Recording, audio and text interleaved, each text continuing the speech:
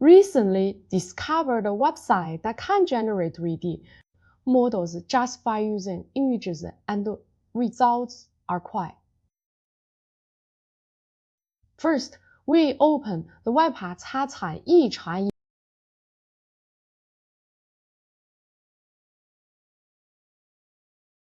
Select Human E.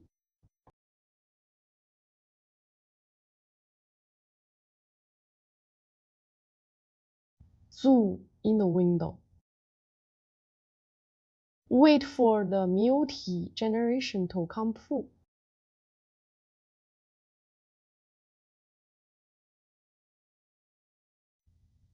Select the sculpting tool to make fine adjustments to the model. So interesting.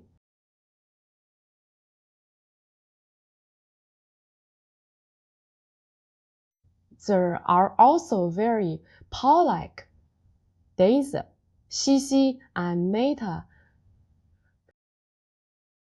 switch lighting display. Zoom in to look at the mode.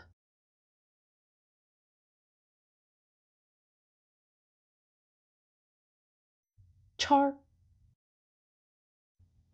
emitting very accurately. 超斜 A left and right view amazing.